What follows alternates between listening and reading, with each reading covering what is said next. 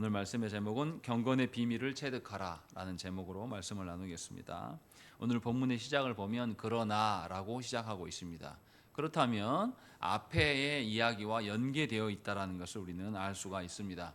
우리가 지난주에 또 그 전주에 디모데전서 3장을 통하여서 교회 안에 직분자의 기준이 무엇인지, 직분자의 요건이 무엇인지를 보았고, 직분자가 무엇에 힘써야 될지를 우리는 알게 되었습니다. 그래서 삼위 하나님께서 우리를 구원하셔서 교회에 두셨는데, 교회에 두신 목적은 하나님의 구원의 그 경륜, 하나님께서 구원해 가시는 그것에 동참하고 하나님의 구원을 맛보라고 교회에 두셨습니다. 그래서 교회를 다스리실 때에 하나님께서 보이지 않기 때문에 직분자를 세워서 그 교회를 다스리게 하셨습니다. 그렇다면 직분자는 하나님의 방식으로 교회를 다스려야 되는데, 그 방식을 두 가지로 지난주에 말씀드렸습니다. 믿음의 비밀과 경건의 비밀을 통하여서 우리를 다스리신다라고 했을 때, 그 경건의 비밀이 뭐냐라고 했을 때, 그 경건의 비밀이 그리스도다라는 것을 우리는 말씀을 통해서 보았습니다. 그래서 경건의 비밀이신 그리스도를 소개한 뒤에 그 다음에 이어서 하는 말이 오늘 본문의 말씀이에요.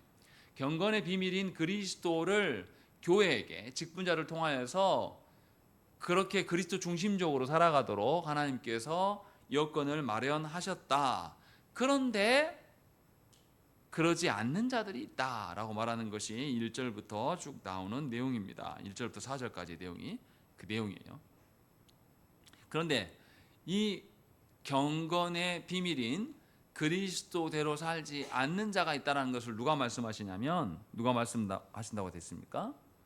성령이 밝히 말씀하여 주신다라고 되는 것이죠.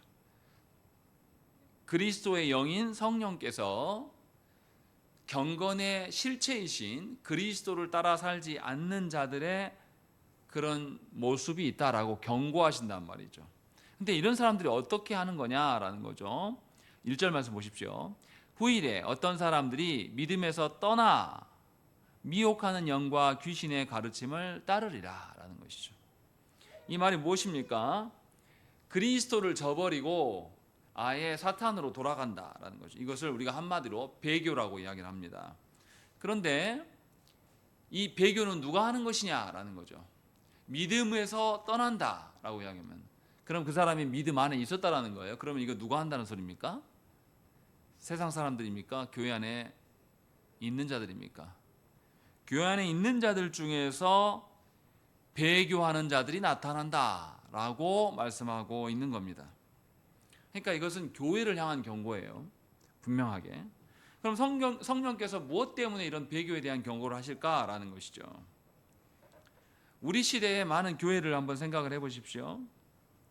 예수 그리스도를 주로 고백하는 믿음으로 살아가는 사람보다는 교회 안에 들어왔지만 그 믿음을 버리고 하나님의 존재를 미신으로 규정하고 성경의 진리를 따르지 않는 자들이 교회 안에 참으로 많습니다. 교회에서 상처받아가지고 교회를 떠난 자들도 많고, 교회 안에 있지만 그리스도께서 말씀하신 대로 교회됨을 세워가는 것이 아니라 그냥 자기들이 아는 방편대로 교회를 세워가는 것에 우리는 굉장히 익숙해요. 그래서 교회 안에 있지만 배도하는 자들이 너무나 많습니다. 그래서 교회 목사가 정치권에 기웃거리기도 하고, 교회 직분자들이 타락하여서 온갖 범죄를 저지르는 것들, 이런 것이 사실은 교회 안에서 나타나고 있는 것이고, 우리는 부정할 수가 없는 시대를 살고 있습니다.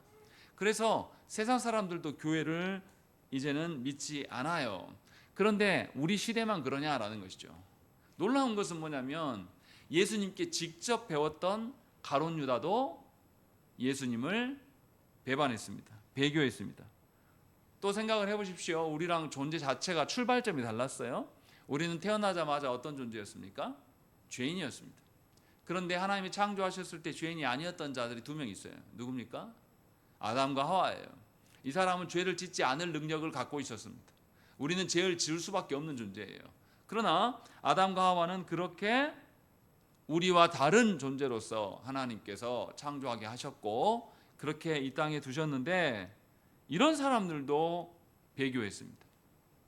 그러면 태어나자마자 죄인이었던 우리들, 또 우리는 누구한테 배웠습니까? 예수님께 직접 배우지 않았어요. 이 연약한 목사를 통해서 여러분들 배우는 사람들이란 말이에요. 그러면 우리 안에, 저와 여러분들 안에 배교의 일들이 더 많았으면 많았지 적을 리가 없다라는 것이죠.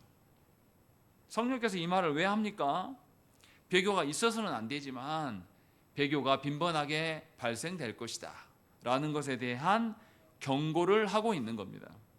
그래서 우리는 배교하는 자들에 대한 대응을 갖고 있어야 돼요. 교회는 배교하는 자들을 보면서 이상하다, 왜 교회 안에서 이런 일이 있지? 왜 하나님이 있다면 저럴 수가 있지? 라고 말해서는 안 된다는 거예요. 굉장히 유아적인 생각이에요. 그것은 분명히 예수께서 지도하신 사람 중에 한 사람도 배교에 있는 사람이 나타난 거죠. 이런 식으로 배교는 사실은 교회와 굉장히 가까이 있습니다.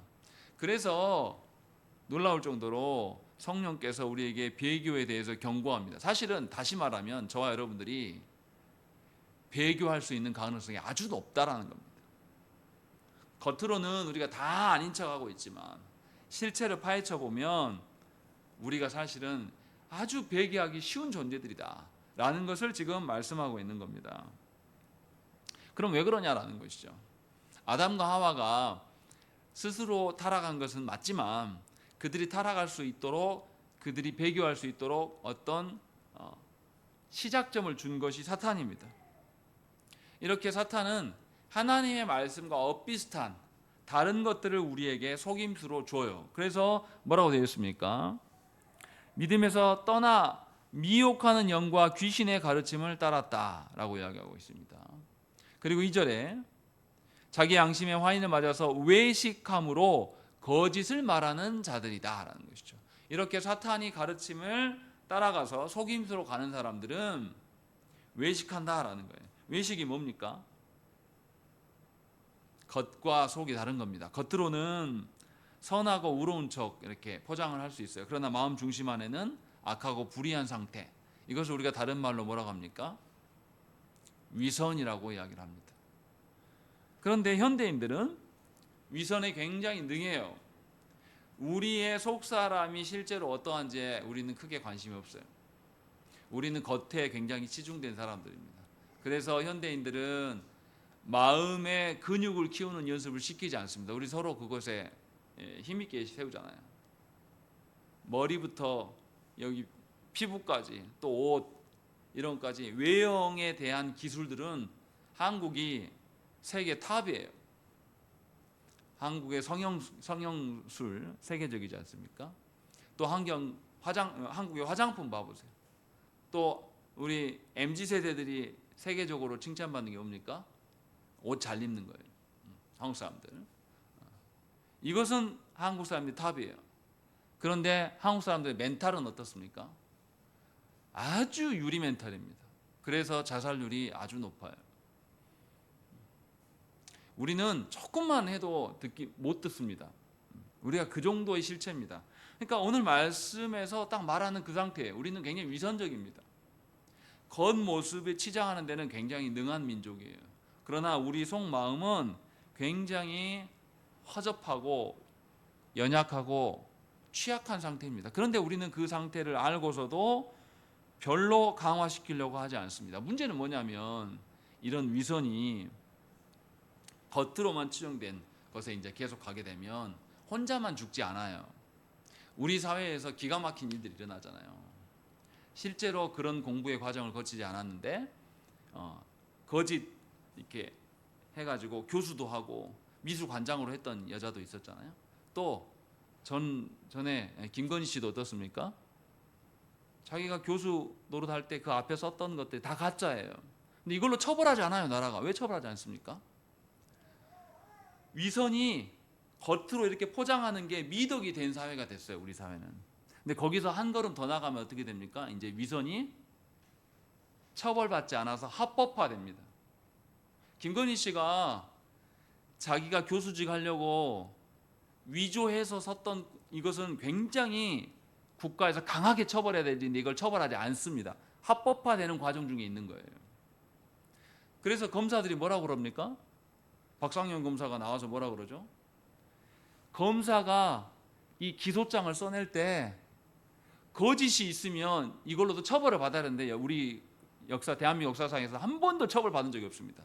그래서 야, 당신 검사로서 왜 이때는 이렇게 쓰고 저때는 저렇게 쓰고 이때는 또 이렇게 쓰냐, 이거 당신 기소장이 잘못된 거 아니냐, 뭐라고 말하는 줄 아십니까? 그거는 재판장이 알아서 할 일입니다. 자기는 상관없다는 거죠. 그래서 검사들이 처벌받은 적이 없어요. 자기 기소장 쓴 것에 대해서 거짓으로 써도. 제가 무슨 말 하려고 하느냐면, 위선이 겉으로 치장하는 것이 우리 사회에서는 미덕을 돼서 미덕이 넘어서서 뭐가 되냐면 이제 합법화에 이르기 시작해요. 그러면 누가 지도자가 되겠습니까? 위선자들이 지도자가 되는 것이고, 이 사회는 위선이 통용됩니다. 제가 정말 기가 막힌 게 뭐냐면, TV 프로그램에서 자기 못생긴 것 때문에 자기 마음에 상처를 받았대요. 그래가지고 나와가지고 얼굴을 다 뜯어 고쳐주는 거 하면 거기에서 자기 마음에 위로가 된다고 하는 뭐 그런 프로그램들이 있어요. 외형이 바뀐다고 해서 그 마음 중심이 사람이 강해집니까? 상관없는 거거든요. 오히려 겉과 속이 다르면 거기서 오는 모순으로 인해서 그 사람이 인격이 뒤틀려져요. 근데 심각한 건 뭐냐면, 우리 사회는, 한국 교회는 위선이 합법화되어 있습니다, 이미. 그래서 우리는 위선적인 사람에 대해서 처벌하지 않는 것에 굉장히 익숙해요. 그러니까 교회 직분자들이 자기의 직분을 남용해서 자기의 이권을 세우고 자기의 이름값을 위하여서 남용하는 것에 대해서 성도들이 다 묵인합니다. 아무 말 하지 않아요. 교회 세습을 해도 아무 말 하지 않고, 교회를 팔아먹어도 우리는 말하지 않습니다. 그냥 그 사람이 일이라고 치부하는 것이죠. 이게 위선이 굉장히 위험한 겁니다. 그래서 바울이 지금 그 이야기를 하고 있는 거죠. 믿음에서 떠난 자들, 사탄의 종으로 가버린 자들에게 나타나는 현상이 위선적인 것이다 라는 것이죠. 이렇게 위선을 분별하지 못하면 우리는 반드시 위선의 먹잇감이 될 겁니다. 그래서 교회가 병들어요. 실제로 믿음을 가졌다가 저버린 사람들, 교회 안에서 사람들한테 상처받아가지고 교회 떠난 사람들, 이 사람들이 얼마나 마음이 독해집니까? 이 사람들은 뭐가 없어야 된다고 생각합니까? 교회 안에 자기에게 상처 줬던 사람이 장로면 장로가 교회 안에 없어져야 된다고 생각해요. 또 심지어 교회 안에서 목사에게 상처받은 사람들이 나가서 뭐 합니까? 교회를 망치는 건 목사다, 그래서 목사 없는 교회를 만들자, 이런 운동이 실제로 한국 교회 안에서 이루어지고 있어요. 여러분들이 관심이 없어서 잘 모르실 수도 있지만, 그런 모임들이, 그런 운동들이 활발하게 번지고 있습니다. 그래서 교회에 하나님이 세워놓은 직분의 체계 자체를 부인하는 실정까지 지금 한국에 와 있습니다. 이게 무슨 말입니까? 이렇게 위선적인 자들은 거짓에 넘어가게 됩니다. 성경은 이렇게 거짓에 속한 자들을 뭐라고 그러냐면 양심에 화인 맞은 자들이다, 이렇게 이야기를 합니다. 양심이 크게 손상되어서 제 기능을 못하고 있는 상태를 말하는 거예요. 하나님께서 양심을 주신 것은 우리 마음밭에 하나님과 우리가 교통할 수 있는 마지막 단서로서 주신 것이 양심이에요. 그런데 그 양심이 화인 맞아서 제 기능을 하지 못하게 되면 하나님으로부터 공급된 모든 것이 차단돼요. 그러니까 하나님으로부터 오는 것이 차단되면 영적인 것에 대한, 속사람에 대한 생각들이 다 없어지는 거죠. 그럼 뭐만 남겠습니까? 겉사람, 이 땅에 속한 육신의 삶밖에 남지 않는 거죠. 그래서 예수를 믿었다가 배교한 사람들의 특징이 뭡니까? 영적인 일에 관심이 없고 영적인 일을 하는 것에 대해서 비웃어요. 세상 일을 열심히 합니다. 제가 전에도 말씀드렸지만, 제가 군에 가서 술자리를 자꾸 권하니까 제가 저 아버지 목사님이어서 안 마십니다 라고 이야기해도 누가 먹입니까? 교회 안수집사나 교회 장로였던 인간들이 다 장교들이었어요. 나 안수집사였어, 나는 교회 장로인데 너도 마셔. 그런 상황이 펼쳐지는 겁니다. 이게 위선에 속아 넘어간 자들의 특징이에요. 배교자들에게 나타나는 현상이다라고 바울은 우리에게 이야기를 하고 있습니다. 그러니까 거짓에 우리가 넘어가서 우리 양심에 화인 맞게 되면 우리는 이제 그때부터 위선자들로 살아갑니다. 근데 위선자들은 다시 말씀드리지만 혼자 죽지 않아요. 교회 공동체 전체를 무너뜨립니다. 그런데 이들이 쓰는 방식이 있다라고 바울은 말해요. 3절에 보시면 두 가지를 쓴다. 뭘 쓴다고 되어 있습니까? 3절에 써져 있잖아요. 그들이 뭘 금한다? 혼인을 금하고 어떤 음식물은 먹지 말라고 한다라고 이야기합니다. 이 말이 무슨 말입니까? 결혼을 하게 되면 부부의 성생활이 있게 되는데 그거 악한 것이다 이렇게 말합니다. 고린도 교회가 가졌던 특징이죠. 또 유대인들이 뭘 이야기합니까? 유대인들은 정결법을 이야기를 합니다. 그래서 구약에 있을 때에 구약의 성경에서 뭐 나옵니까? 정한 음식과 부정한 음식을 갈라요. 우리 시대도 그런 거 있잖아요. 우리 시대에 개고기 먹으면 뭐라고 취급합니까? 미개인 보듯이 봐요. 그건 누가 정한 거죠? 그건 특정인들이 정한 겁니다. 우리 한국의 전통상으로 봤을 때는 개고기가 나쁜 게 아니에요. 좋은 겁니다. 근데 우리는 누군가의 정한 법칙에 의해서 그것을 결정하는 거죠. 이런 식으로 결혼과 음식에 대해서 오해를 갖게 만드는 거예요. 이 말이 뭡니까? 결혼하지 마라, 음식을 구별해라 라는 것이 우리의 마음, 양심에 작동되는 겁니까? 우리 겉에 드러난 어떤 행위입니까? 외부적인 행위예요. 그러니까 지금 바울이 말하는 것은 외식에 위선에 빠진 자들은 속사람에 대한 생각을 하지 않고 겉사람, 외형적인 것만 금한다. 외형적인 것만 금하는 것을 뭐라고 합니까? 금욕이라고 이야기합니다. 금욕주의로 경건을 이룰 수 있다고 생각을 하는 거예요. 그런데 경건함이라는 것은 하나님과 교제함, 하나님과 나의 전 존재가 함께 교제하는 것을 말하는 것이지 외적으로 무엇을 금했다고 해서 금욕주의로 흐른다고 해서 우리가 하나님과 교제할 수 있는 것은 아닙니다. 그런데도 우리는 그것에 대해서 결혼이라든지 뭐 음식에 대한 부분들로 금욕을 조장하는 자들이 있다라고 분명하게 말씀합니다. 우리 시대에 우리 시대의 경건을 조장하는 것이 있습니다. 한국교회에서 뭐 있습니까? 새벽기도, 11조, 전도 몇 명 하면 되는 거. 정말 그렇게 되면 경건하게 됩니까? 새벽기도를 한 번도 안 빠지고 나오면 경건한 자입니까? 반대로 그러면 빠지면 경건하지 못한 겁니까?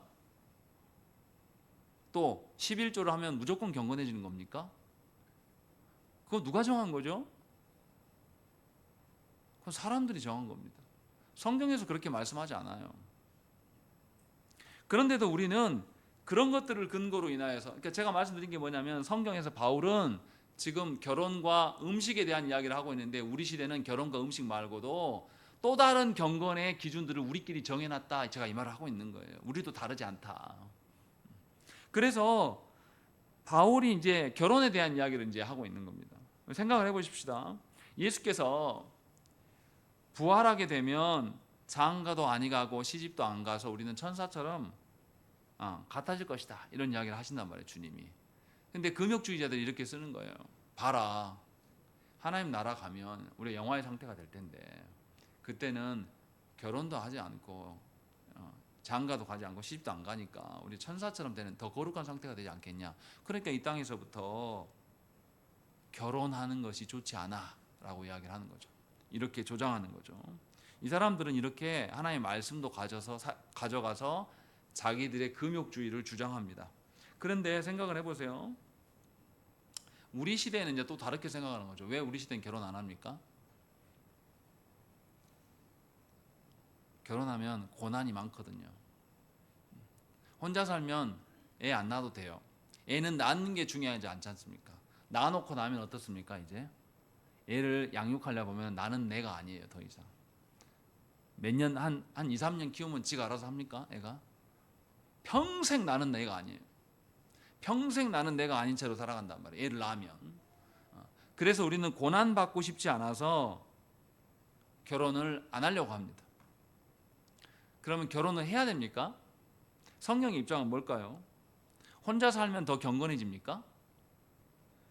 고린도서 7장 28절 말씀 보시면 그러나 장가 가도 죄 짓는 것이 아니요 처녀가 시집 가도 죄 짓는 것이 아니로되 이런 이들은 육신에 고난이 있으리니 나는 너희를 아끼노라 라는 것.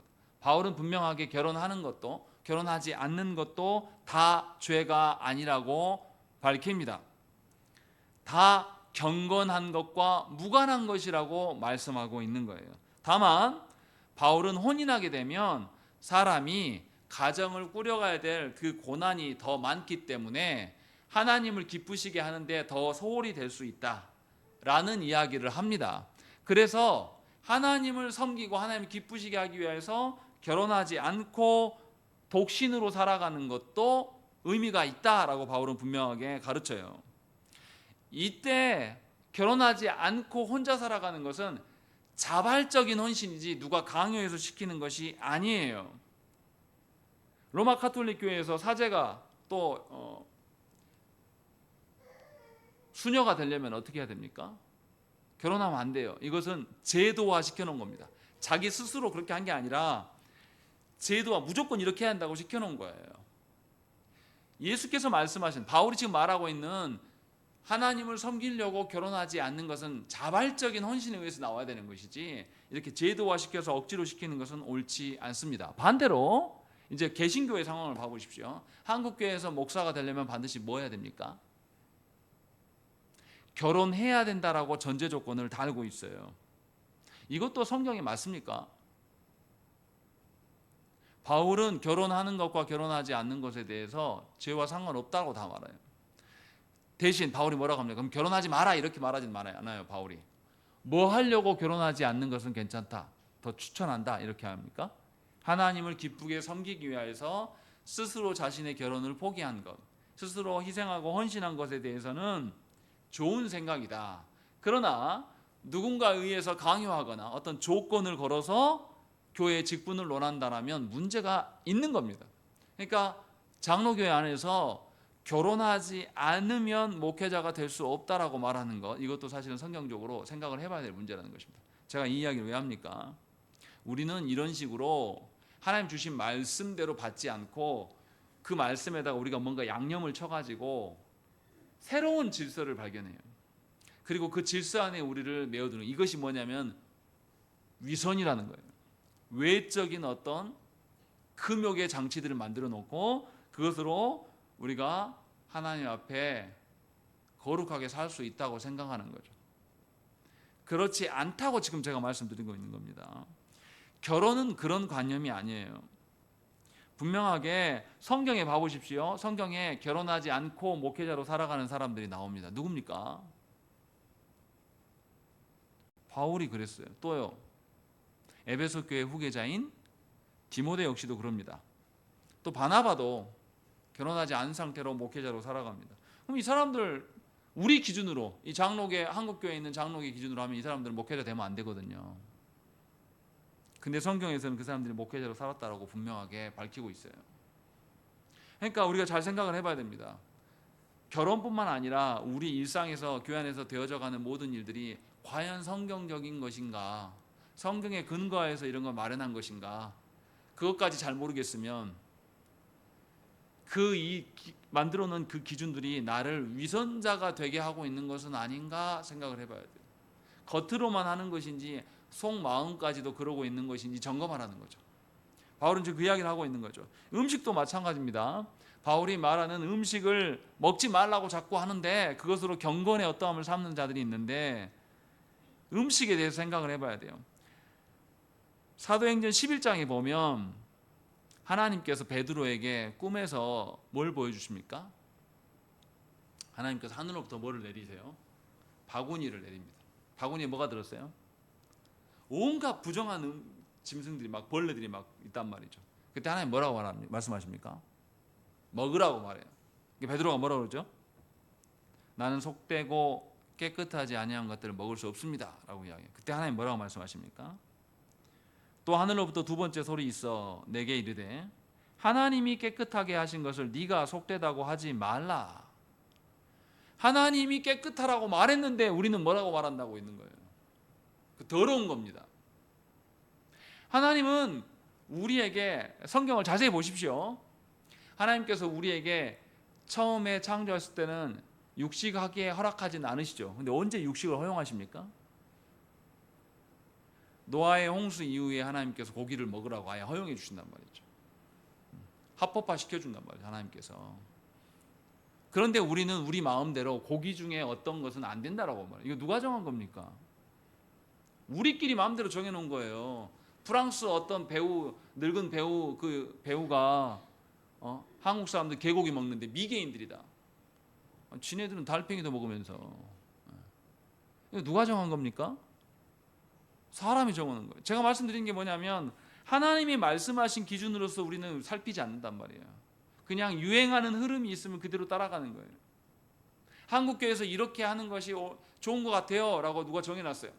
직분자가 되려면 새벽기도 생활해야 되고 11조도 해야 되고 주일성수 해야 된다. 이거 누가 정해놨습니다. 그렇게 한다고 해서 그 사람이 겉과 속이 일치된 하나님과 교제된 참으로 하나님 앞에서 경건한 사람이겠는가? 아니라는 거죠. 바울은 지금 그 이야기를 하고 있는 거죠. 이렇게 계속 사람들은 어떻게 하냐면 성경의 기준 아닌 것들을 근거로 인하여서 자꾸 뭔가를 포장하려고 하는 거예요. 생각을 해보세요. 하나님께서는 베드로에게도 경고하셨어요. 또 예루살렘 공회가 이방인들에게 복음이 들어가고 그들에게 성령이 임하는 것을 그들이 보았습니다. 그래서 사도행전 15장에 보면 예루살렘 공회가 이제 결정합니다. 이방인들에게도 복음이 들어가는 것을 우리가 인정해야 된다라고 말하면서 다만 이건 하지 마. 우상의 더러운 것과 음행과 목매어 죽인 것과 피를 멀리하라 라고 이야기합니다. 여기에 음식 규정을 요구합니까? 안 합니까? 안 합니다. 음식의 정결법으로 인해서 부정한 음식, 정결한 음식 이런 이야기 안 한단 말이에요. 음식의 정결법에 대해서 뭐도 나오냐면 이방인들과 식사하는 문제도 언급하지 않는단 말이죠. 해도 돼요 이제. 예루살렘 공회가 결정했습니다. 그런데 나중에 베드로가 어떻게 합니까? 갈라디아에서 쓴 것이 베드로 때문에 바울이 쓴 거예요. 베드로가 길거리에서 이방인들과 같이 음식 먹다가 바울이 딱 나타나니까 어떻게 해요? 부끄러워서 숨었어요. 왜 숨었습니까? 아직도 유대인의 정결법의 관념이 남아있는 거예요. 분명하게 교회 공회에서 결의했습니다. 이방인들에게도 복음이 들어가고 이방인들하고 식사하는 것도 문제가 없다고. 그런데 정작 사도들의 가장 맏형이라고 하는 그 베드로가 이것을 지키지 않는단 말이죠. 이것을 부끄럽게 여겨서 다른 성도들에게 혼란을 줘요. 그러니까 사도 바울이 베드로 굉장히 꾸짖거든요. 왜 하나님의 기준대로 당신은 살지 않고 옛날 관념이 젖어 있는가? 이것이 정말 사도로서 합당한가? 라는 것을 물어요. 지금 바울은 오늘 본문에서 그 이야기를 하는 겁니다. 우리가 이렇게 하나님께서 주신 것들을 결혼이라는 아름다운 제도와 하나님 주신 음식이라는 것을 정말 하나님께 선하게 우리에게 선물로 주신 것인데 왜 우리는 마음대로 남용하냐? 그래서 뭐라고 말합니까? 3절에 끝부분 봐보십시오. 믿는 자들과 진리를 아는 자들이 어떻게 받으라고요? 감사함으로 받을 것이니라.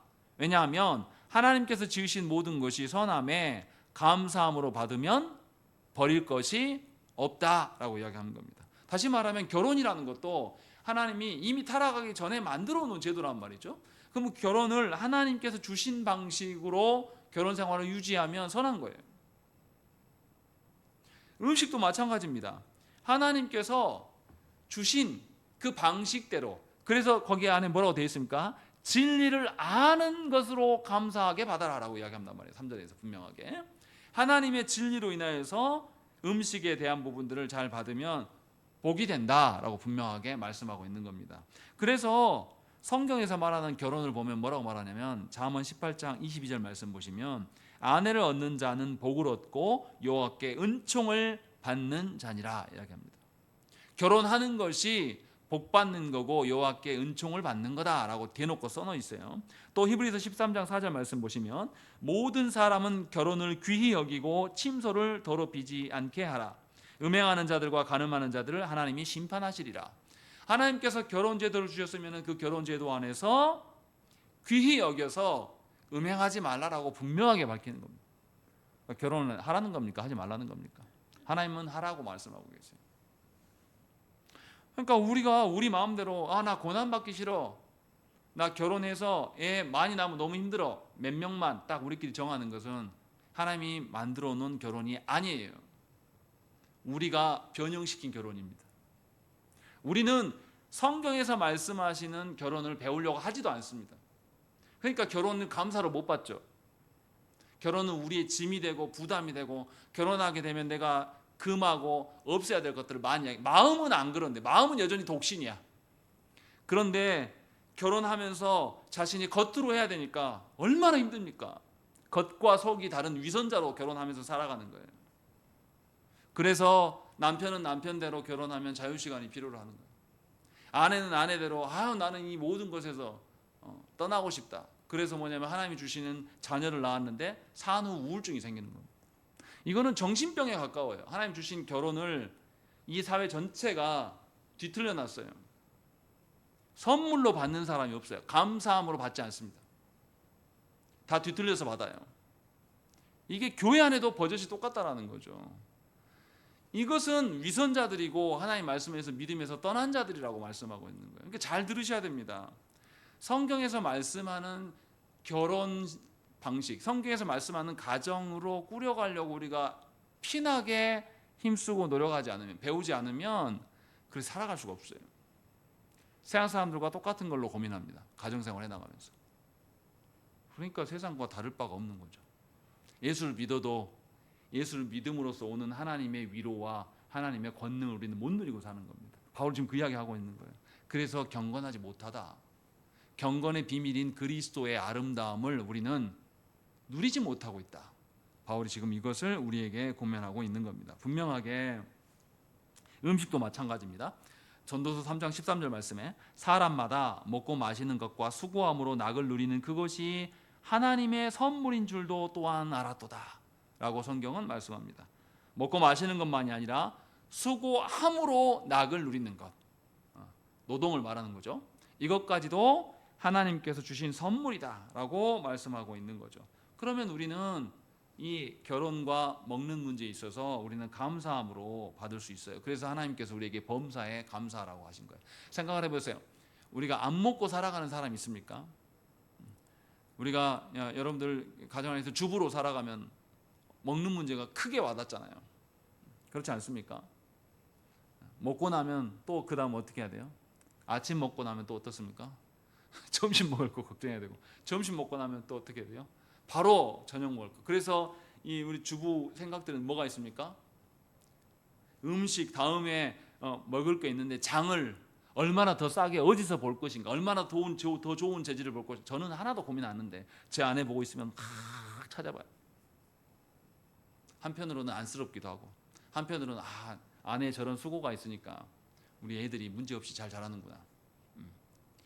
이것에 계속 굴레로 있어요. 근데 이게 하기 싫어요. 때로는. 그럼 어떻게 합니까? 그렇게 금지했던 라면을 허용해 주면서 먹으라고 하는 거죠. 나 이제 오늘 못 하겠어. 라면 먹어. 그럼 이제 어떻게 하겠습니까? 저랑 저 아이들은 더 좋아. 때로는 이런단 말이에요. 제가 무슨 말을 하는 거냐면, 하나님께서 주신 이 먹는 문제에 있어서도 왜 하나님께서 먹는 문제를 주셨는지 생각을 해봐야 돼요. 날마다 음식을 먹으면서 우리는 하나님이 주신 것에 대해서 누리라고 주신 거예요. 이게 하나님께서 나를 생각하고 나에게 공급하시는 거구나 라는 것을. 근데 이상한 게 뭐냐면 우리는 새끼 안 굶거든요. 그래서 우리 시대는 음식에 대해서 감사함이 없습니다. 근데 제가 어렸을 때 우리 동네에서 새끼 못 먹는 집이 있었고, 정부미 먹는 집도 있었고요, 고구마로 때우는 집도 있었는데, 그때는 사람들이 음식에 감사할 줄 알았습니다. 음식 주는 거, 음식 싸주면 엄청 고마워했어요. 주일날 밥하고 이렇게 음식 이렇게 남으면 더 연약한 집에다 이렇게 싸서 보내거든요. 그러면 막 감사하다고 했습니다. 우리는 그런 거 없습니다. 하나님께서 우리에게 먹고 남을 만큼 충분히 주시는데도 우리는 감사함으로 받지 않습니다. 왜냐하면 경건과 멀어졌기 때문에. 분명하게 바울은 이것을 이제 우리에게 경고하는 겁니다. 그래서 4절에 뭐라고 말합니까? 4절 읽겠습니다. 시작.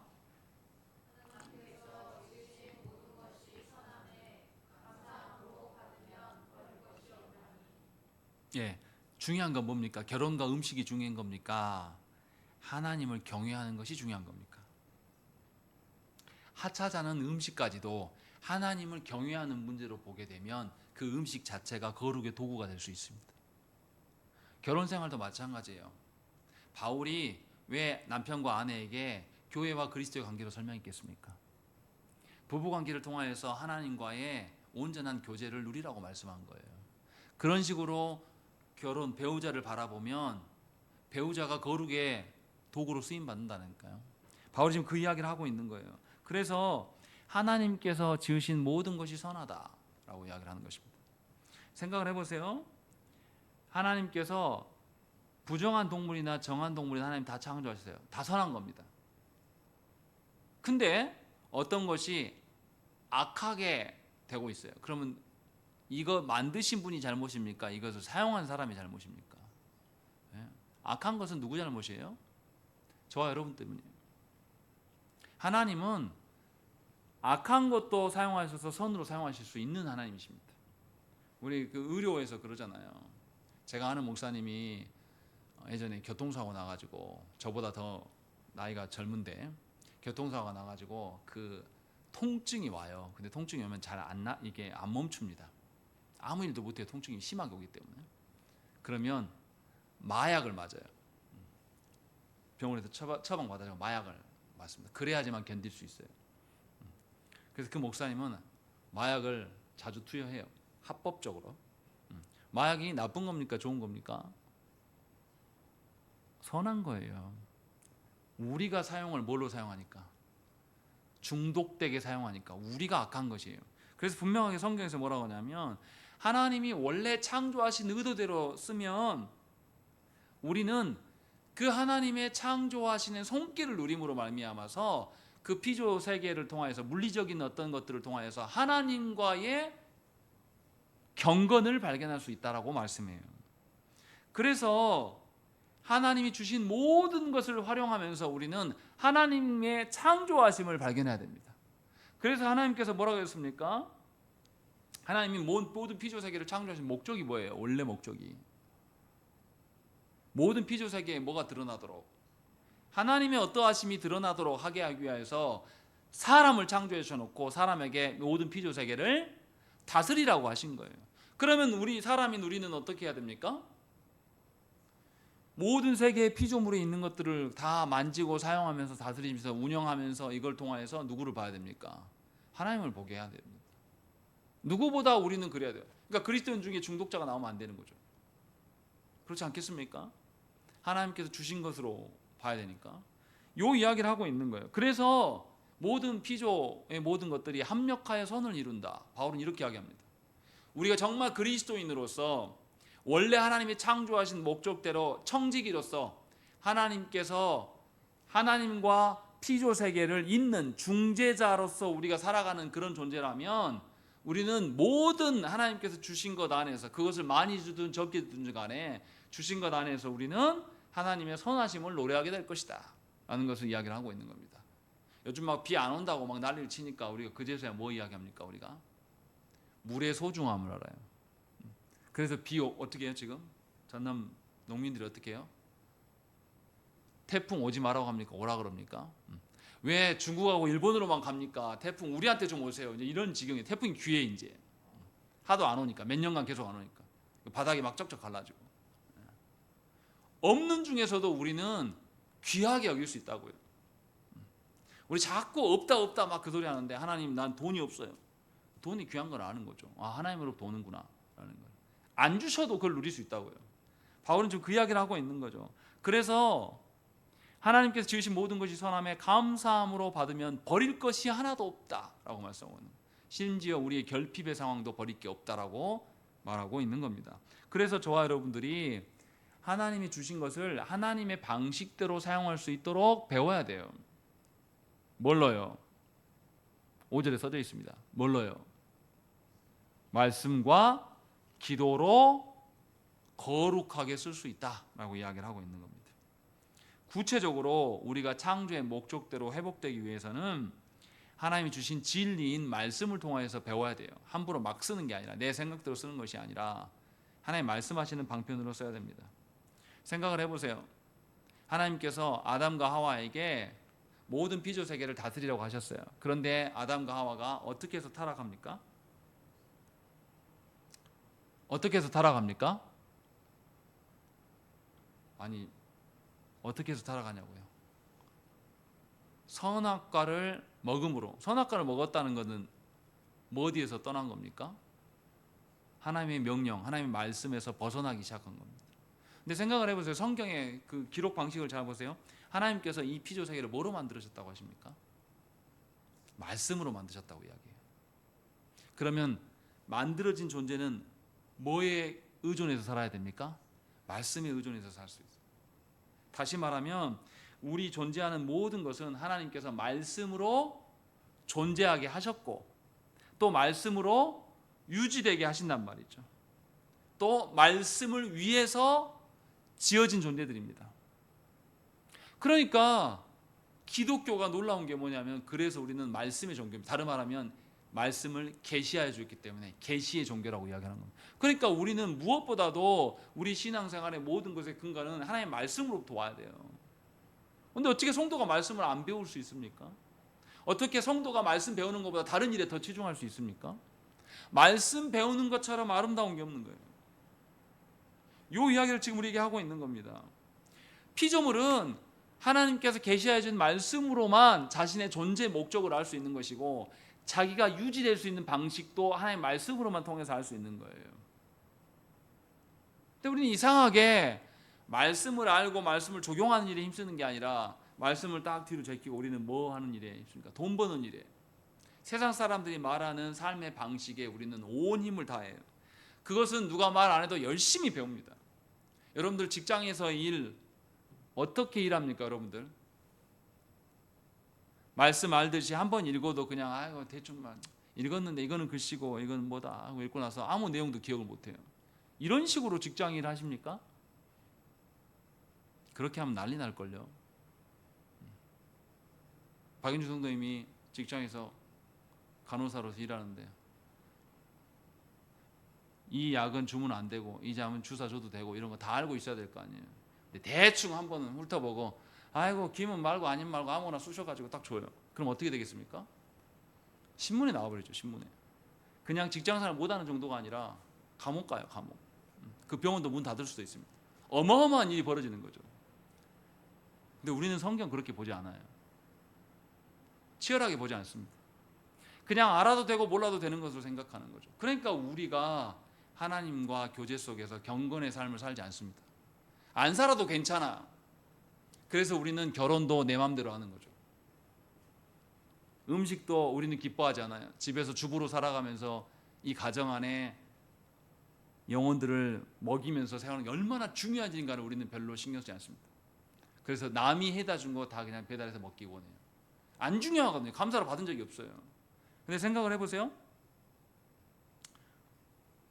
나를 위해서 밥상을 차릴 때가 더 그 밥상이 귀합니까?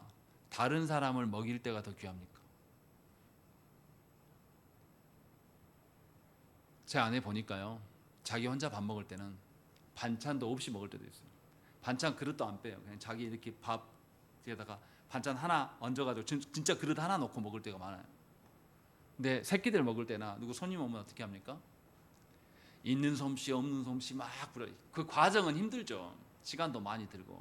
근데 그렇게 해가지고 딱 차려놓으면 거기에는 맛만 있는 게 아니라 그 사람의 정성과 관계도 형성이 됩니다. 그래서 한국 사람들이 항상 뭐 합니까? 누구 만나면 밥 먹자 얘기한단 말이죠. 이렇게 중요한 거예요. 그냥 단지 먹는 것이 아니라 관계를 형성하면서 서로가 사회의 어떠함을 형성할 수 있는 것이 주부들 손에 달려 있는 겁니다, 사실은. 근데 우리 윗세대들은 뭐냐면 없는 속에서도 풍족하지 않는 속에서도 손대접하는 것에서 즐겨 있어요. 저는 그런 부모님들 밑에서 자랐어요. 저희 자랄 때 교회에서 이렇게 식사 시간이 돼가지고 밥 먹으면 저희 식구끼리 먹은 적이 별로 없습니다. 어디에 숨어 있었는지 청년들이 막 다 여기저기서 막 기어 나와요. 반찬도 별로 없는데 함께 같이 늘 그렇게 먹었습니다. 항상 교회에 사람이 있었으니까. 지금 생각해보면 엄마 진짜 피곤했겠구나. 근데 그렇게 살아서 지금도 연세가 드셔가지고 누구 집에 손님 오는 거 별로 힘들어하지 않으세요. 그냥 하십니다. 자연스럽게. 성숙해지는 거죠, 사람이. 지금 하나님께서 말씀하신 게 바로 그거예요. 하나님 주신 말씀과 기도로 살아가면 우리의 유지됨이 하나님께 속해 있고 하나님께서 우리를 돌보심을 더 여실하게 확실히 누릴 수 있는 겁니다. 그래서 5절에서 분명하게 말씀과 기도로 전에는 금욕주의로 보였던 것, 금욕해야 될 것들로 보였던 것이 오히려 거룩해져 간다. 하나님과의 관계 속에서 친밀함이 누려져 간다라고 말씀하고 있는 거죠. 이 말의 의미가 뭡니까? 하나님께서 주신 말씀대로 살아가면 원래 창조의 목적과 기능이 무엇인지를 우리는 서로에게 발견하게 됩니다. 남편은 남편대로의 창조의 목적이 뭐고, 아내는 아내대로의 창조의 목적이 뭐고, 거기서 드러나는 하나님의 그 아름다움, 또 교회 안에서 직분자는 목사는 목사로서, 장로는 장로로서, 집사는 집사로서, 권사는 권사로서 자기 본연의 그 직분의 아름다움을 꽃피우기 시작하면 우리는 드디어 교회가 이런 곳이구나. 하나님께서 그래서 필요 없이 직분을 세운 것이 한 사람도 없구나 라는 것을 우리는 보게 되는 거예요. 이것이 하나님께서 말씀하시는 말씀의 능력입니다. 그리고 기도를 여기서 이야기하는데, 기도는 그냥 기도가 아니라 2장 1절에서 말했던 기도의 내용입니다. 2장 1절 우리 한번 읽겠습니다. 시작.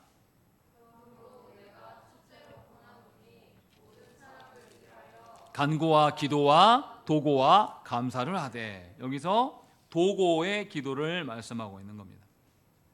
도고라는 것은 다른 사람을 위해서 기도하는 거예요. 우리는 예수 그리스도처럼 중보자는 아닙니다.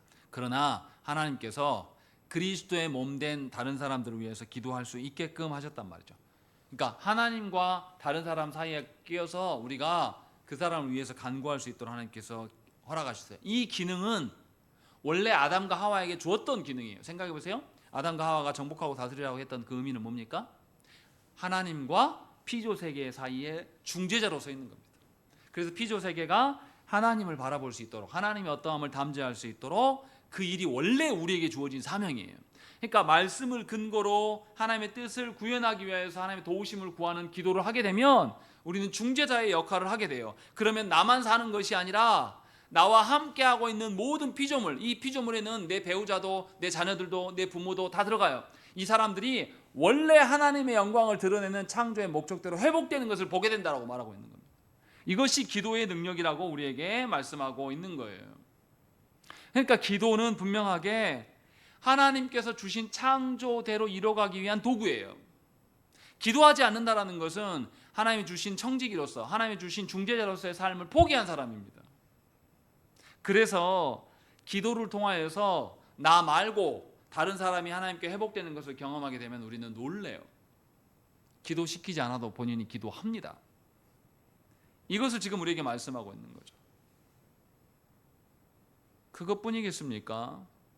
기도하는 자, 하나님 말씀과 기도로 살아가는 자는 이제 위선자에서 벗어나게 돼요. 위선자의 모습을 보고 간파하게 됩니다. 더 이상 거짓에 속지 않게 되는 것이죠. 이것이 교회가 살아가는 방식이다라고 말해요. 그리고 나서 바울이 디모데에게 이제 권면합니다. 6절 한번 읽겠습니다. 시작.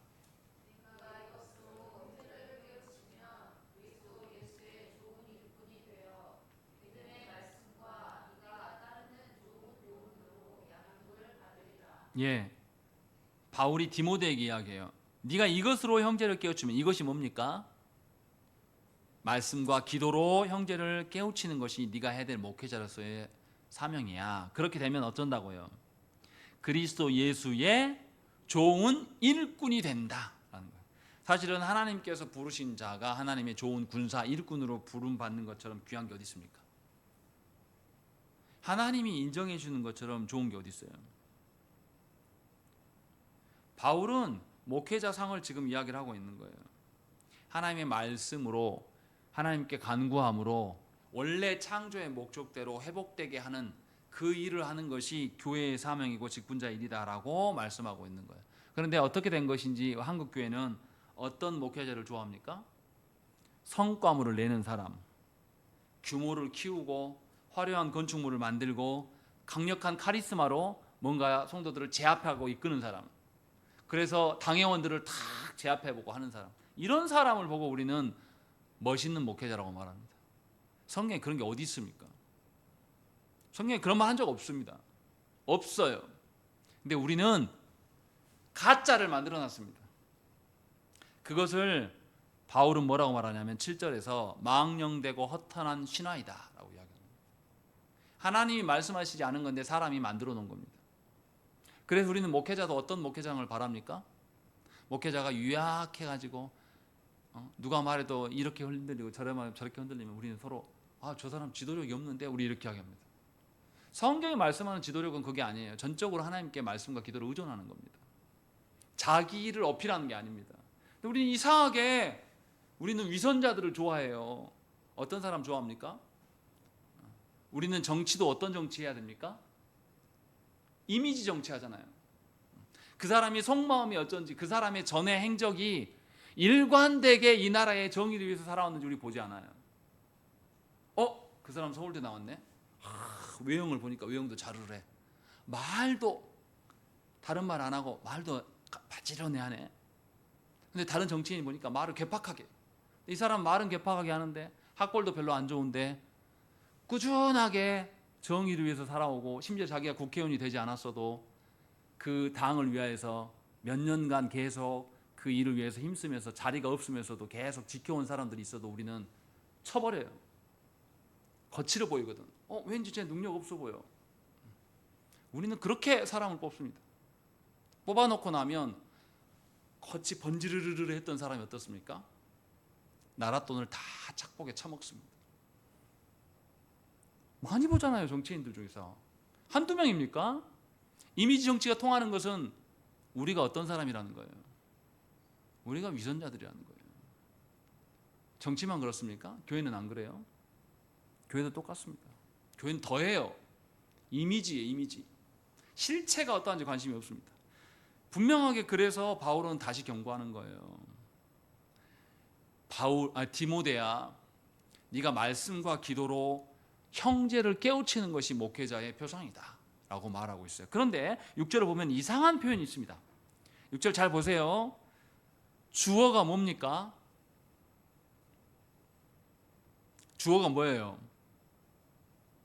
6절에 주어 네가 라고 되어 있습니다. 여기서 너는 누굽니까? 디모데잖아요. 근데 뭐라고 되어 있습니까? 형제를 깨우치면 끝에 좋은 교훈으로 양육을 받으리라. 누가 받는다는 거예요? 양육을. 디모데가 받습니까? 디모데가 목양하는 성도들이 받습니까? 디모데가 받는다라고 써 있습니다. 이상하지 않습니까? 말씀과 기도로 영혼을 깨우쳐라. 그럼 네가 받는다. 이거 뭔 말일까요? 하나님께서 주신 말씀과 기도를 누구를 위해서 쓰라는 거예요? 다른 영혼들을 위해서 쓰라는 거죠. 하나님의 말씀을 통하여서 자신을 위해서 쓰면 어떻습니까? 하나님의 말씀을 자신을 위해서 쓰는 사람은 어떻게 해요? 말씀 배우면 배울수록 어떻게 하겠습니까? 교만해집니다. 그거 우리 경험하잖아요. 여러분들 말씀을 여러분들이 알기 위해서 배우는 것과 누구를 가르치기 위해서 배우는 것과 같습니까? 어떨 때 정확히 기억이 남아요? 가르치는 자가 기억에 남아요. 다시 말하면 우리는 복음을 전하지 않으면 안 됩니다. 복음을 안 전하니까 말씀을 어설프게 하는 거예요. 왜 신앙 고백이라고 이야기합니까? 신앙 고백이라는 것은 내가 받은 말씀을 그대로 다음 후대들에게 전수하는 겁니다. 내가 하나님께 받은 말씀을 우리 자녀들에게 고스란히 전달할 수 있어야 돼요. 가르치는 자가 돼야 됩니다. 지금 바울이 디모데에게 하는 이야기 그거예요. 네가 말씀과 기도로 형제를 깨우치게 되면 너 또한 좋은 교훈으로 네가 양육받게 될 것이다. 네가 더욱더 그 영혼을 깨우친 말씀과 기도의 능력들을 너도 경험하게 될 거야. 이 이야기를 지금 하고 있는 겁니다. 그러니까 하나님 주신 말씀과 기도는 이기적으로 자신을 위해서 쓰는 것이 아닙니다. 하나님의 맡겨주신 영혼들을 위해서 활용하는 거예요. 그런데 어떻게 된 것인지 한국교회는 말씀도 지 잘나려고 배우려고 합니다. 제가 좀 기가 막힌 게 뭐냐면 목사님들이 열심히 공부해가지고 책 써가지고 자기 유명세 떨치려고 하는 분들이 있어요. 눈에 보여요. 그 사람이 하나님의 온전한 위로하심과 돌보심과 말씀의 능력을 알까요? 겉으로는 휘황찬란하게 말할 수 있을 겁니다. 그런데 진심으로는 하나님의 말씀을 알지 못할 거예요. 그러나 하나님이 주신 맡겨주신 영혼들에게 말씀의 것들을 알기 위해서 우리가 말씀을 대한다면 진정으로 우리가 말씀의 능력을 우리부터 먼저 경험하게 되는 거예요. 바울이 지금 그 이야기하고 있는 거예요. 목회자란 하나님의 말씀을 성도들에게 가르치고 살게 하는 거예요. 그래서 목회자는 말씀만 가르치는 선생이 아니라 성도들이 말씀대로 안 사는 거 보면 애가 닳는 겁니다. 말씀대로 변화되지 않는 성도를 보면 애통이 터지는 거예요. 바울이 지금 그 이야기하고 있는 거예요, 디모데에게. 목회자의 그러면 위로와 상급은 뭐라는 겁니까? 말씀과 기도라는 거예요. 말씀을 가르치고 말씀으로 목양하는 경험을 하니까 누구보다도 말씀의 능력을 더 잘하는 것, 그런 방식으로 알게 되는 것. 자기의 학식을 쌓고 자기의 지적 능력을 쌓아서 막 책을 쓰고 전국구 목사가 돼가지고 또 돌아다니고 막 또 여기저기 막 강의하고 다니면서 뭔가 자기의 뭐 유익을 누리는 이 말을 하고 있는 게 아니에요. 하나님의 주신 말씀과 기도로 영혼을 변화시키는 일에 힘쓰면 누구보다도 하나님의 말씀으로 사라져 가는 것을 알기 때문에 그 마음이, 그의 내적인 존재가 강력해지고 건강해집니다. 그래서 없어도 살 수 있고 하나님 붙들고 살아가는 힘이 더 생기는 거예요. 이것이 영적인 근육이 붙는 겁니다. 바울이 지금 디모데에게 그 이야기하고 있는 거예요. 그래서 7절에서 말씀으로 살아가는 자들은 망령되고 허탄한 신앙을 버리게 되고 경건에 이르도록 네 자신을 연단하게 된다라고 말합니다. 여기서 망령되고 허탄한 신앙은 뭡니까? 우리가 만들어 놓은 거예요. 예를 들면 한국교회에서 말하는 게 뭡니까? 복 받으려고 내가 심을게요, 이런 말 합니다. 서로 막 밥 살려고 할 때 뭐라고 합니까? 아이, 내가 복 받으려고 내가 살려고 하니까 가만히 있어. 목적이 복 받는 겁니다. 이게 좋은 겁니까? 또 제가 자주 들었던 이야기, 목사님 잘 대접하면 복 받는다. 그러면 제가 그런 식사를 받으면 제가 기분이 좋겠어요? 아, 이 사람은 나한테 나를 존중하지 않는구나. 뭐로 생각하는 거예요? 지 복 받으려고 밥 사는구나. 전 그런 자리에 안 가고 싶거든요. 저는 부담스러워요. 이런 식으로 우리가 뭔가를 만들어놨어요. 이게 망령된 신화예요. 성경에 없는 이야기. 우리는 이런 거 많이 만들어 놓습니다. 또 어떻습니까? 우리는 땅받기예요. 땅받기. 옛날에 어떤 선교단체가 저기를 복음화 시켜야 된다 하면서 절간에 들어가가지고 막 가서 땅 밟으면서 막 거기 막 붙들고 기도하고 막. 그렇게 하면 하나님의 능력이 더 드러납니까? 그거 뉴스 타가지고요 기독교인들 욕 엄청 먹었습니다.